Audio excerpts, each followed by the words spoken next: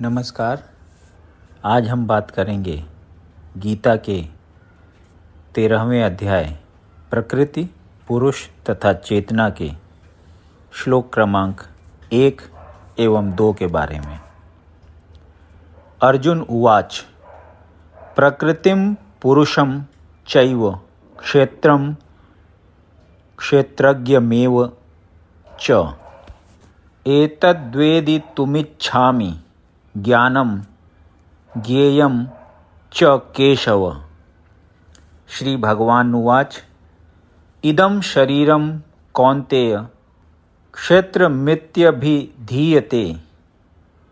एतद्यो वेत्ति तं प्राहुः क्षेत्रज्ञ इति तद्विदः। अर्जुन ने कहा, हे कृष्ण, मैं प्रकृति एवं पुरुष, क्षेत्र एवं क्षेत्रज्ञ तथा ज्ञान एवं ज्ञेय के विषय में जानने का इच्छुक हूँ।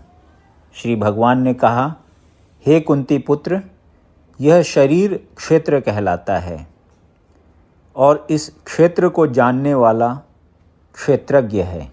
तात्पर्य: अर्जुन प्रकृति, पुरुष, क्षेत्र, क्षेत्रज्ञ, ज्ञान तथा ज्ञेय के विषय में जानने का इच्छुक था।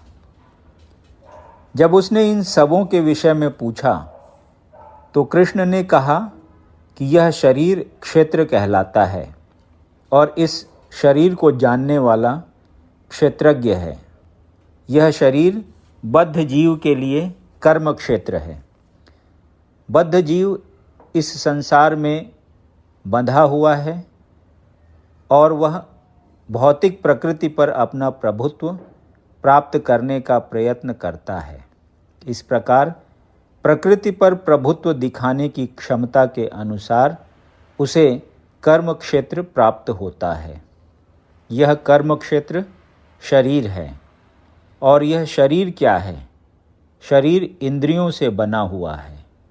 बद्ध जीव इंद्रिय तृप्ति चाहता है और इंद्रिय तृप्ति को भोगने की क्षमता के अनुसार ही उसे शरीर या कर्म क्षेत्र प्रदान किया जाता है। इसीलिए बद्ध जीव के लिए यह शरीर क्षेत्र अथवा कर्म क्षेत्र कहलाता है। अब जो व्यक्ति अपने आप को शरीर मानता है वह क्षेत्रज्ञ कहलाता है। क्षेत्र तथा क्षेत्रज्ञ अथवा शरीर और शरीर के ज्ञाता का अंतर समझ पाना कठिन नहीं है।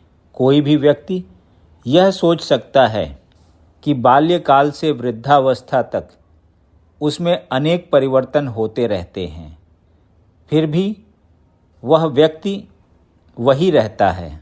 इस प्रकार कर्म क्षेत्र के ज्ञाता तथा वास्तविक कर्म क्षेत्र में अंतर है। एक बद्ध जीव यह जान सकता है कि वह अपने शरीर से भिन्न है।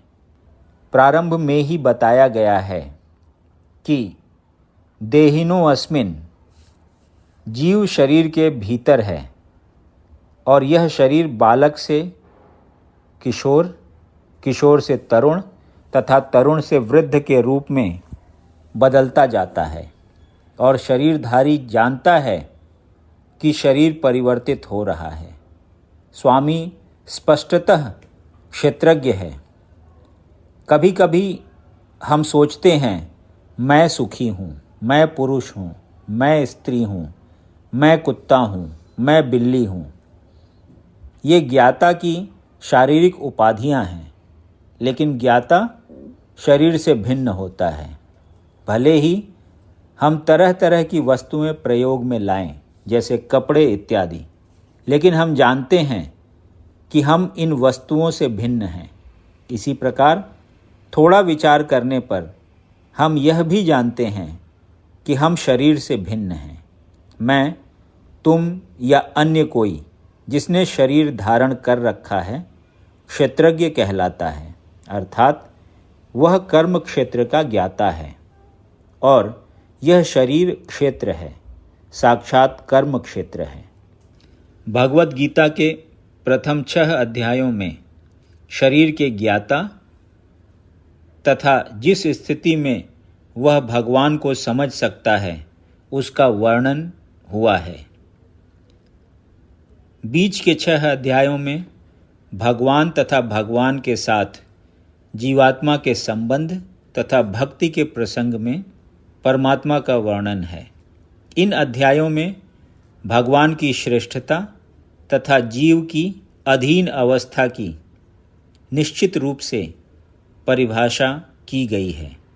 जीवात्माएं सभी प्रकार से अधीन हैं और अपनी विस्मृति के कारण वे कष्ट उठा रही हैं। जब पुण्य कर्मों द्वारा उन्हें प्रकाश मिलता है तो वे विभिन्न परिस्थितियों में यथा आर्त, धनहीन, जिज्ञासु तथा ज्ञान पिपासु के रूप में भगवान के पास पहुंचती हैं। इसका भी वर्णन हुआ है। अब 13वें अध्याय से आगे इसकी व्याख्या हुई है कि किस प्रकार जीवात्मा प्रकृति के संपर्क में आता है और किस प्रकार कर्म, ज्ञान तथा भक्ति के विभिन्न साधनों के द्वारा परमेश्वर उसका उद्धार करते हैं। यद्यपि जीवात्मा भौतिक शरीर से सर्वथा भिन्न है, लेकिन वह किस तरह उससे संबद्ध हो जाता है इसकी भी व्याख्या की गई है। यदि आपको ये वीडियो पसंद आया तो इसे लाइक करें और ऐसे ही अन्य वीडियोज़ को सुनने के लिए इस चैनल को सब्सक्राइब करें। धन्यवाद।